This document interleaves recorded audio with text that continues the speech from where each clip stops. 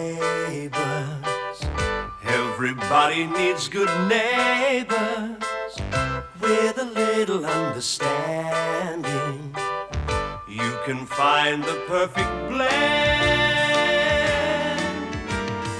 Neighbours should be there for one another.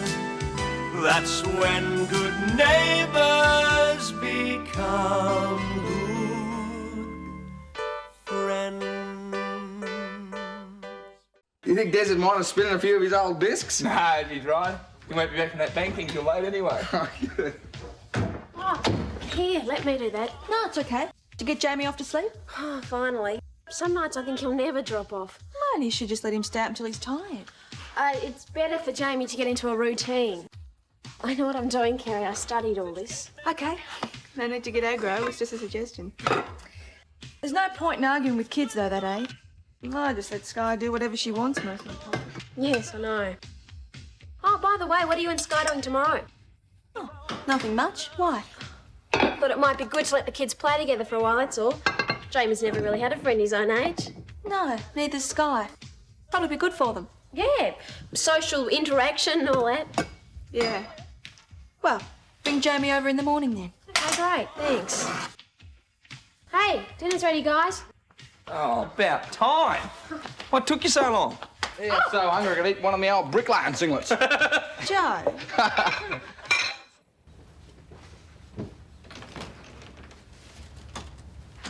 Oh, good, you're back. You ready for dinner now?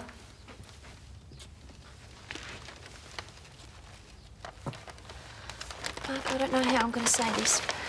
What? Jane, I'd gotten the impression you'd decided to go ahead with the wedding. Don't tell me you've changed your mind.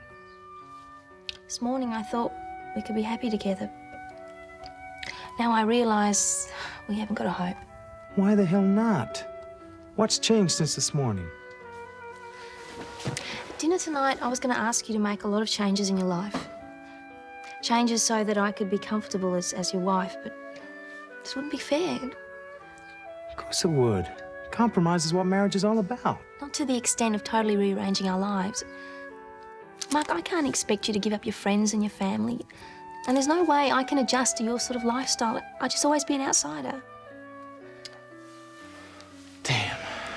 I thought you'd got all this people from different worlds stuff out of your system by now. Yeah, I thought I had too, but I haven't. It's too big a barrier. But you love me. I know you do. Mark, I do love you, but not enough. Not enough to be miserable for the rest of my life or make you miserable. So, you'd made up your mind then? Sorry.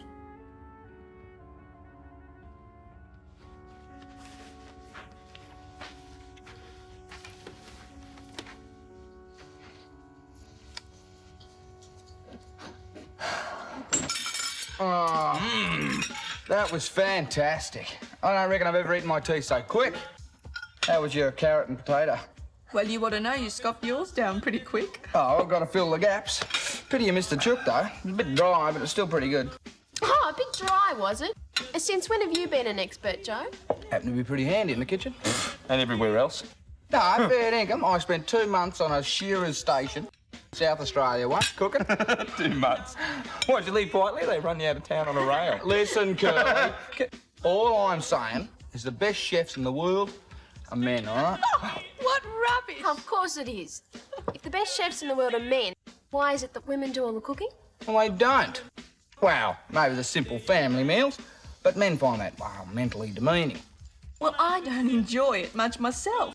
But we'd all starve to death if it was left up to the likes of you and your mate here. Me? Face it, Joe. All that rubbish about cooking being mentally demeaning is just a cop-out. Women cook because they do it better, just like men mow lawns because they do that better. Yay. I'm not too sure about that either. Listen, I'm inviting yous all over to my joint, and Henry and me will cook you a feast fit for a king. What? Yeah, I'll look after the main meal, you look after salad, dessert. I will. Well, this ought to be good. Reckon I can't cook, you'll be eating your words. We might have to.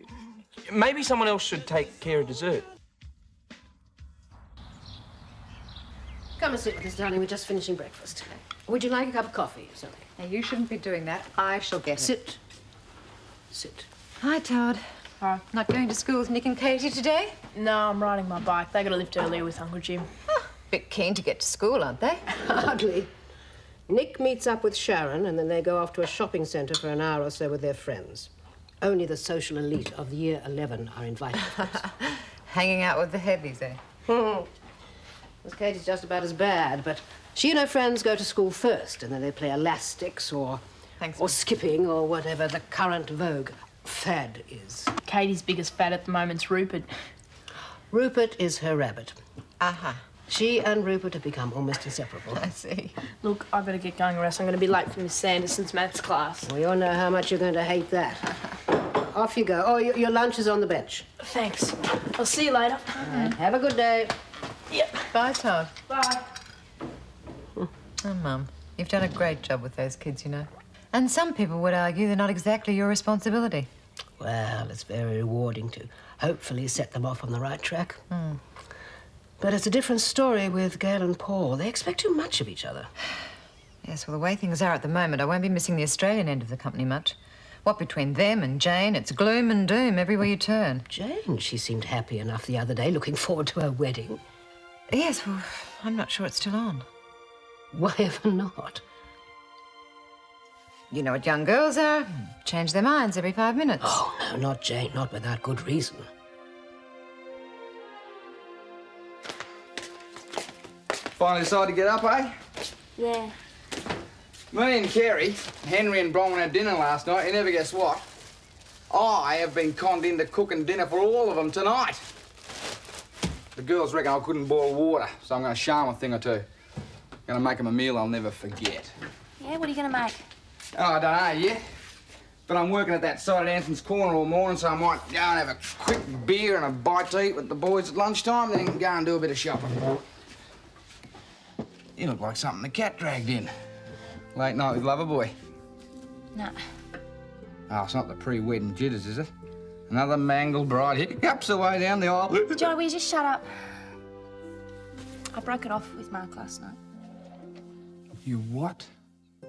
Told him I couldn't marry him. Well, what in the hell did you do that for? You had a real big fish there, you dunderhead. Now you let him slip off the hook. I don't want to talk about it, okay?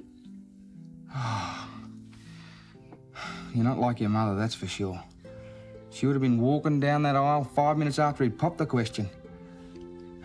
What's got into you anyway? Eh? I used to think you were real smart. Look, I'm sorry I disappoint you, but I'm not going to wreck my life or Mark's just to make you happy, okay? Oh, I'm sorry, Jane. And Mrs. Granger was right. I wouldn't fit in. Their friends and their servants and their Long Island mansions. Rosemary Daniels said just about exactly the same thing. Well, you don't want to believe everything they tell you. Yeah, but they're right. I wouldn't fit in. I knew it all along.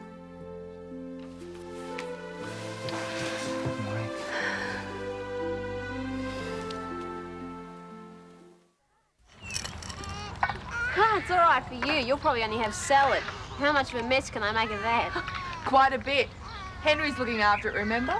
Hey, that's my boyfriend you're talking about. Sorry. But you're right. Look, maybe we ought to let them off. What? And us cook instead? No way. Solidarity, sister. You'll set the women's rights movement back 20 years. Sorry, it was a bit slow to get off the ground in Narrabri. No, let them cook dinner. We can only go hungry or poisoned. Oh, great. Come here, Jamie. Do you think it's a good idea letting Sky run around barefoot all the time? She doesn't like wearing shoes any more than I do. But what if she steps on something and hurts herself? Well, experience is a great teacher, Bron. I mean, well, there's nothing here she can step on that'd do her much damage, except the odd prickle or thorn. And it's sharpening up her observational skills already. I bet Jamie isn't watching where he walks yet. Kerry, I might as well tell you the truth. I had a special reason for wanting to get the kids together today. Oh, yeah? Well, what was that? Your father asked me to check up on the way you're bringing up Sky. Oh, terrific. Here I was thinking you were being nice and you were just on a little spy mission for Dad. Please, don't get mad. I wasn't keen on the idea, but he really is concerned. And I was about the only person he knew with any sort of qualifications. And what's the story now? What's your qualified opinion? Well, I honestly can't see anything wrong with what you're doing at all. She seems happy and healthy. You obviously have her best interests at heart. Is that what you're going to tell Dad? Sure. Well, good. About the only thing I could say is that your methods are a bit unorthodox. Of course they're unorthodox. Do you think I want to be normal?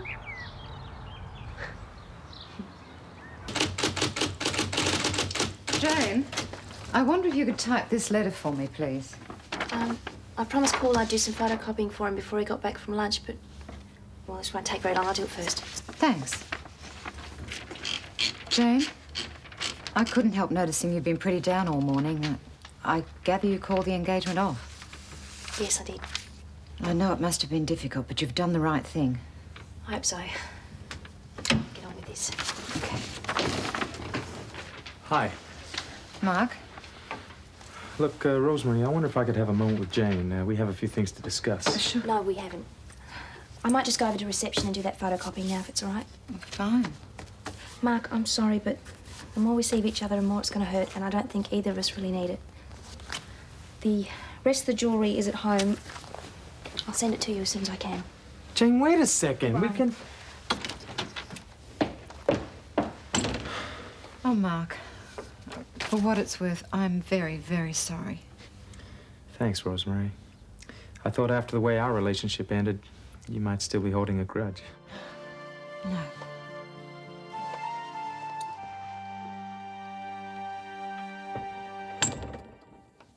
Come on, you stupid arm. You there, Mr. D? Yes, Henry, come in. Howdy. Hello. Mr. Robinson said you wanted me to do something about that hedge out the front. Oh, yes, remove it, preferably. It's going to make the house look pretty different from the street. Well, we planted it for privacy initially, and now we've got a bit sick of it. How much would you charge to dig it out? Geez, I don't know. It's a big job. It's a toughie, too. Have to chop it all up before I can cart it away. And Come on, Henry, spare me the details. Just give me a quote. I will. I have to consider all my costs. How does $100 all-inclusive sound? It sounds as if I'll have to pester Jim to do it himself. 90. And get Todd to help him at the weekend. $50. When can you start? Oh, jeez, I don't know. My schedule's pretty full at the moment. I've got so much on. Come on, Henry, this is harder work than digging out the wretched hedge. All right. The best I can do is sometime later in the week. I'm flat out tomorrow and the day after that. So. What about this afternoon? Sorry, out of the question. Why? I'm helping Joe cook dinner for Kerry and Bron. You and Joe are cooking dinner? Yeah, that's what I thought. Joe's got this thing about proving how good men can be in the kitchen. I'm preparing salad and sweets. Oh, I don't mean to insult you, but do you think that's safe? No. Joe will have my guts for garters if I let the team down. In that case, I have the perfect suggestion. It's absolutely foolproof. Yeah, Mrs. D, I possibly could make a start on that hedge this afternoon after all. Oh. How's it all going? Fantastically, thanks. Carrots? Oh, well, that's a step in the right direction. Yeah, well, I don't want to disappoint you, but carrots and potato. The only veggies in what I'm making. Why? What are you cooking? I'm not saying. It's a meat dish, though. Meat? Oh, Joe, you know I can't eat meat. So, you reckon you weren't going to eat it anyway? Well, that's true. Besides, meat's what I do best. I'll tell Henry to make a big salad. You won't go hungry. Well, the rest of you might, though. No way, Dale. I promise you a meal you'll never forget, and it's exactly what it'll be. Meantime, I want yous both out of my kitchen. All right, well, I'll be back later. I'll tell Bronwyn to bring a stomach pump. See ya. It's one thing I love, mate. Smart Sheila. Well, she might be right, Joe. What are you saying, Henry? You're not going to back out on me, are you? No. No, as a matter of fact, dessert's already organised. Beauty. 10 peaches and cream. Brilliant, eh? Cripes, Henry. Must have taken you a long time, eh? Real talent to get something complicated like that together. What are you making? Have a look. Hessian bag on the fridge.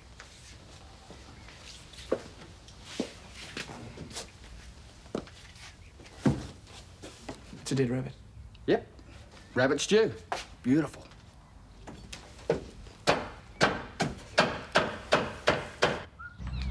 Helen said not to get your clothes dirty.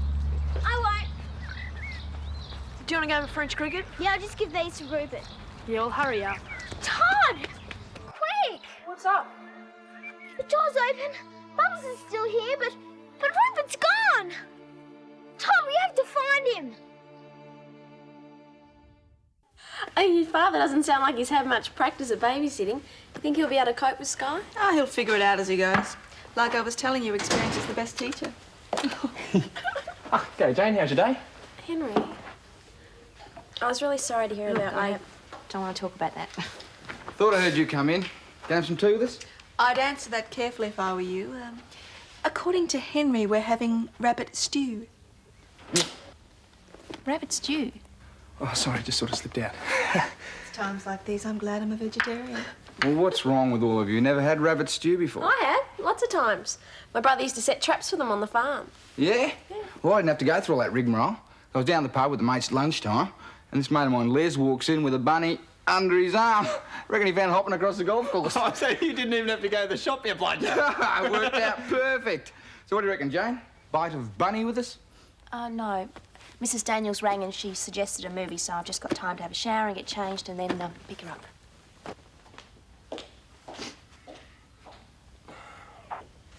Yes, well, Jane seemed very depressed when I spoke to her on the phone this morning. That's why I thought she might like to go to a movie. Yes, well, she certainly could do with some cheering up. But I honestly think she made the right decision. Mm-hmm. Yes, well, she mentioned that you told her that she might be making a mistake if she married Mark. I was surprised, actually. I didn't realise you knew the Grangers so well. Well, I know them very well, as a matter of fact, Mum. I went out with Mark myself for quite a while. Oh, I see. You never told me about it. No, well, I didn't talk about it much. I was a bit hurt when he called it off. But, look, he didn't say so, but I think he prefers his women slightly younger than I am. Darling, do you think it's possible that your experience with Mark coloured your advice to Jane? Oh, Mum, don't be silly. You know I'm not like that. I'm off now, guys, so I'll see you later. See you, Jane. Bye, Jane. Enjoy your movies. I couldn't find a stomach pump, but at least we know we've got a doctor in the street. Well, we may need one before the night's out. You two quit your griping. Don't worry you, Joe. They're just cheesed off because we're finally getting it together. Yeah, it hurts their humongous egos that us men have outclassed them, I reckon. Well, before you sexists get completely carried away, I'd just like to remind you of an old saying. The proof of the pudding is in the eating, all right? We'll get ready for the proof, for dinner is about to be served.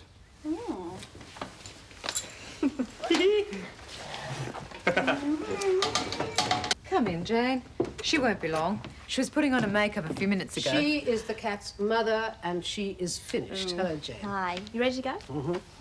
I rang the theatre, and the movie doesn't start until 8 o'clock, so we've plenty of time. Just as well, because Todd's been nagging me about seeing this film, and now he's disappeared. And Katie with him. Well, you know what they're like. They're probably at a Neighbours and have forgotten the time. Oh, I expect so. How have you been coping? I've been worried about you since I spoke to you this afternoon. Oh, I'm okay. Everyone's been really nice and, well, I'm glad that Rosemary helped me make up my mind.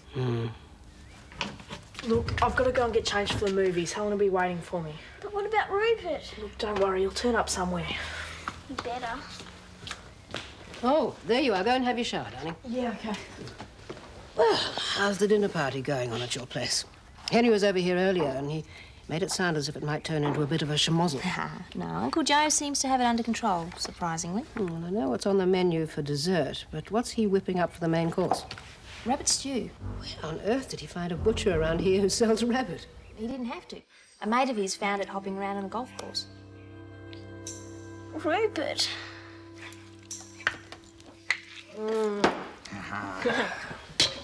Oh, Henry, this salad's got bacon in it. Oh, I'm sorry, I forgot. Oh, just pick it out, won't kill you. Well, I hate to admit this, but stew looks unreal. Of course it does, what did I tell you? Now, if you'd all like to tuck in before it gets cold. Leave me alone! Katie, what's the matter? You murderer! You're eating Rupert, my rabbit!